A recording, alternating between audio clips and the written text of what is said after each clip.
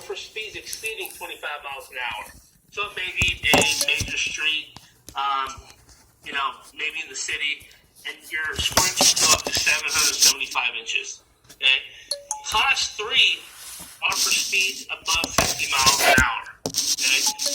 That's what is required by the California Highway Patrol, is a Class 3 warning.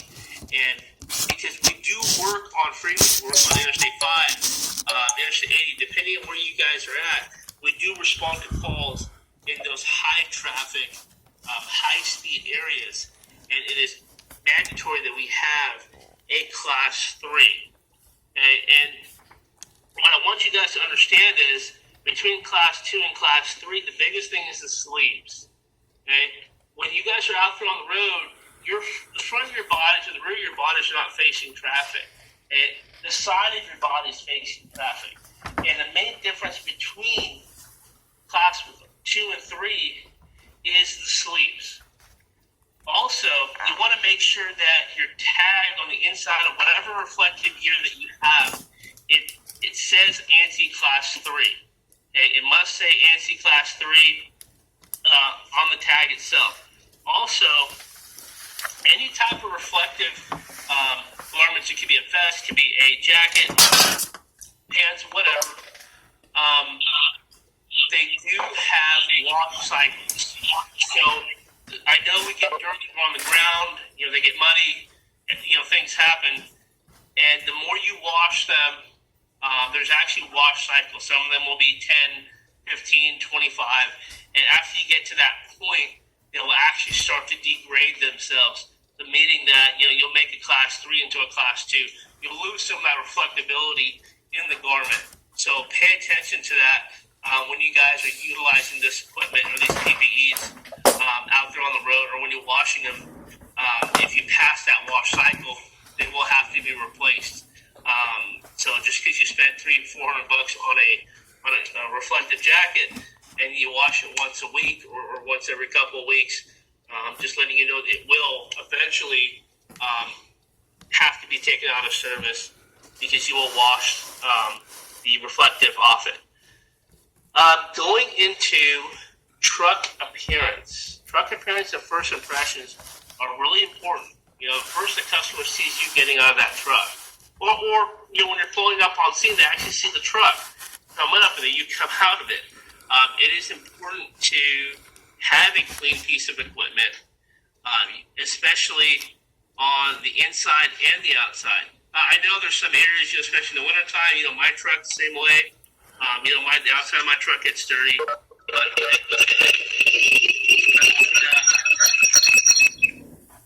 But I do make a point to make sure the interior of my truck is clean. And the reason for that is the interior of the truck is your office. Okay?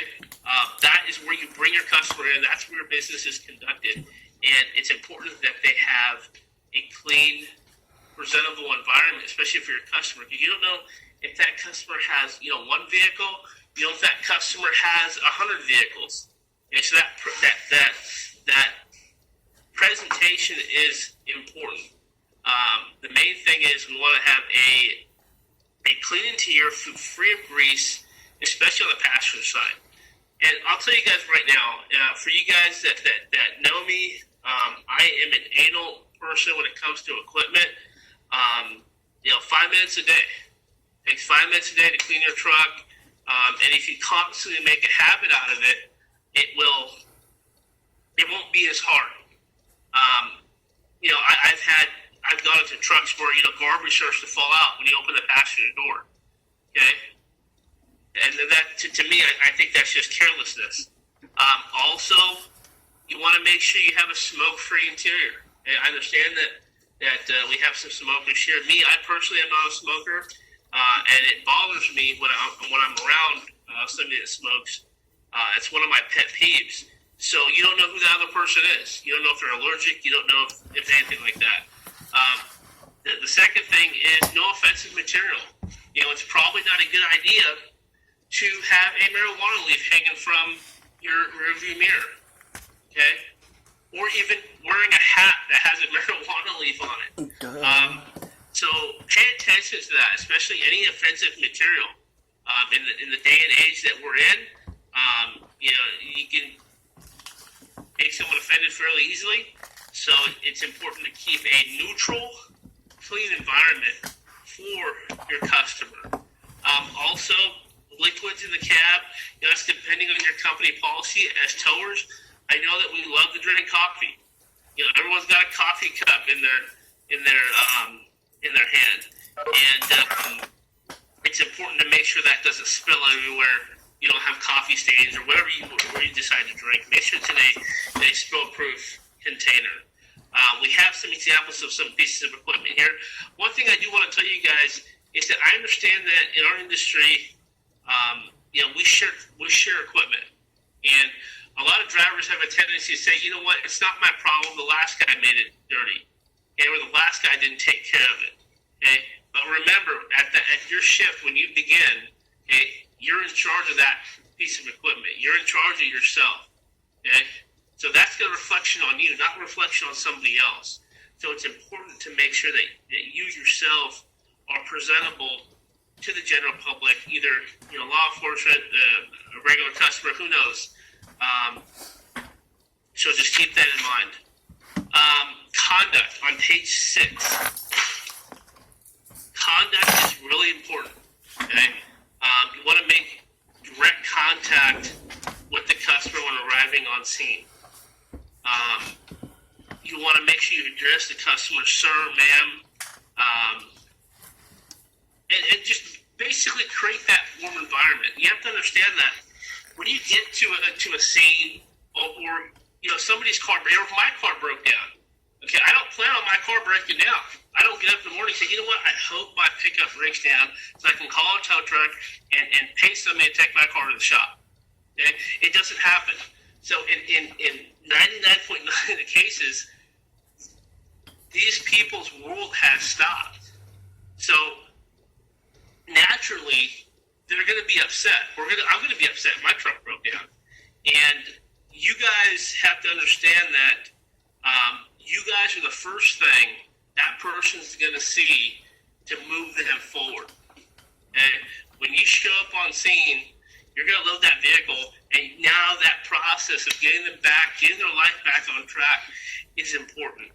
So for the fourth bullet point is have patience when dealing with an angry or upset customer. You should try to understand the customer's frustration and handle the call to the best of your ability, always remaining courteous and polite. And I might want to circle that if I was you guys. Okay, very, very important. So I'll say it again, is have patience when dealing with an angry or upset customer. You should try to understand the customer's frustration and handle the call to the best of your ability, always remaining courteous and polite. And this goes into the law enforcement as well. I tell my guys at my company is that, well, I'll ask you guys, what do we fight on a annual basis? Okay, in my opinion, we fight with time. Okay, we're always rushing to a scene. We're always rushing to get it done. Okay, so our biggest enemy is time. And when you guys get to these law enforcement scenes, especially in a highly congested area where traffic is backed up for miles, time is of the essence. And you may get some officers that push you a little harder and try to push your buttons sometimes. It's important to, like I said, remain calm and be patient. Okay, and what we're going to talk about in the next 2 days is getting you guys hopefully more efficient with the equipment that you guys operate. So efficiency and safety. Okay. Moving on page 6. Basically,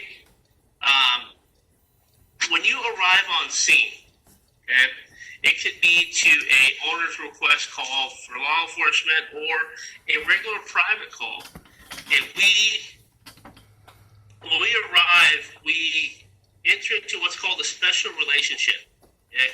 So if the service is declined, okay, we must notify somebody. We can't just leave them on the highway and say, you know what, see you later. Or if they decline your service, you may have to get a hold of law enforcement and say, hey, so-and-so declined service. They're still on the highway. Here's where they're at. Or, or contact your company and say, hey, so-and-so declined my service. What are we going to do from here? So you want to make sure that you've kind of passed the buck and make sure that either you notify law enforcement that somebody's here or notify your company. Don't just leave them out on the highway. It's really important to take care of that person, even if they decline your service. Now, the reason for that is most people do not really understand the dangers that they're in on the highway. So, they'll walk around in traffic, they'll think that traffic is looking, other drivers are looking at them, and they're never going to get hit, because people never get hit on the side of the freeway. It never happens, okay? And you guys know as well as everybody else, that's honestly not the case. So when you arrive on scene, some of the general public is kind of numb to they don't know the dangers that they're sitting in, and it's important as us as professionals to make sure that they're safe. Because we know what the dangers are. We deal with it on a day-to-day basis, and these guys don't, or these people don't. So it's important to make sure that you keep them safe as well as keeping yourself safe. And we'll branch into that a little more as we go along. Page 7, drug and alcohol use. You guys are all running for hopefully reputable companies, and if you're running for any type of law enforcement agency, you must have a drug and alcohol program and annual testing depending on the situation. And like I said, it is required.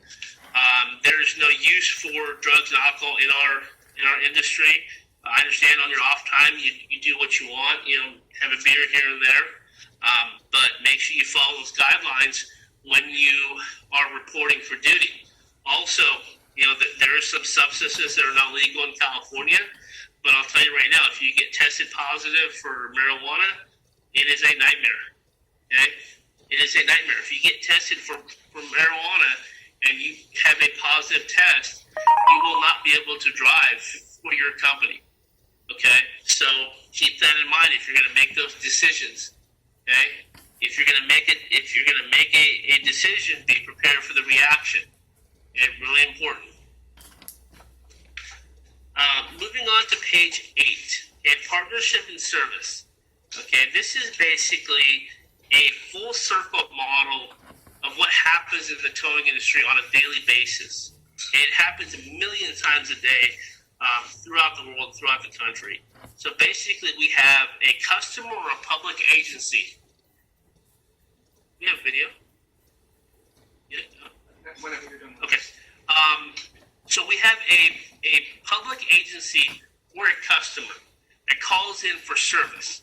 Okay, I'm broke down the side of I-5. I need a tow truck.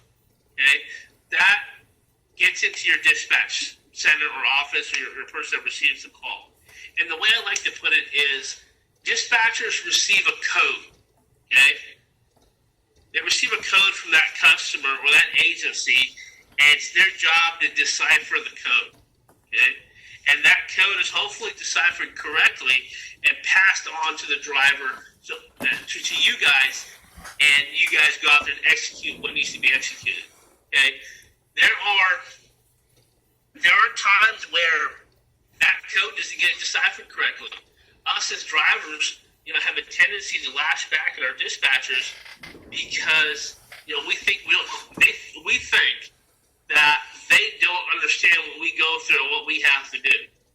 Okay, we think in some cases that we have a higher chip on our shoulder because we as operators are out there on the road doing the work. Okay, what I suggest to you guys is on your own time, depending on your company, sit in your dispatch office. Sit in your dispatch office and see what goes on. Okay? Understand both sides. I'll give you an example. My company, my dispatchers actually have to go out in the field every so often. Okay? And my drivers have to sit inside every so often. Okay? So that we can understand both sides. For you guys that have done both, you know what I'm talking about. The drivers have a tendency to kind of lash out for no apparent reason, think that dispatchers are picking on them. They're giving me tire changes all the time, okay? Or they're giving me, tows that I don't want to do, okay? And I'll tell you right now, every tire change is $1. So I'm not going to complain about what I'm doing. I'm going to do what I'm doing, okay? I want to give you guys an example of a call that I actually responded to, and this is how information breaks down. And this is a true story. I got called from the Highway Patrol for a rolled over truck and trailer on fire carrying gas. Okay, that was my description. Okay, so I respond out with my truck. I have trailers coming out. I have every available driver rushing to the scene. The freeway is actually shut down. Okay, so here's what I respond to: a 1500 pickup, a single axle lawn trailer that was rolled over on fire, and it was carrying gas. So what was your guys' initial reaction? I'm responding to a gasoline tanker that rolled over. That's the first thing that popped into my head. Okay, but no, that's what we responded to. Okay, so there are times where information breaks down a little bit, and you have to deal with it. Or they ask for a flatbed, and the car's 200 feet off the road down the embankment. Okay, so things like that happen. There's no reason for us as drivers to go lash back out at our dispatchers. Okay, I had another good one where I took one of my dispatchers out on a charter bus that had rolled over. And it was eye-opening for that dispatcher because, one, she saw the terrain that we were in and the work that we had to do. And now when those calls come in, she knows what to ask. And same with you guys. So don't lash out at your dispatchers. Have that communication is really important. Try to work together with your companies, with your dispatchers, and things will run a lot more smoothly. Going on to page 9 is we have the 10 codes. It's really important to get a unified way of communicating. Law enforcement uses the 10 codes constantly. So it is important for us as tow operators to get on the same page and learn those. Okay, and most of your companies, if you guys are running, AAA or any type of motor club, you guys are already doing that now anyway. So, but for you guys that don't, it's a good idea to start memorizing these, and it's a kind of a unified form of communication that is used out there, as well as the radio communications. Same thing. It's kind of unified between law enforcement, fire, and us, and anybody else that's there. So it's good to know those terms. We're not going to go over every single one, but for you guys who are just sitting there, maybe just take a photocopy of the page and keep it with you in your truck. It doesn't hurt to learn these terms. Okay?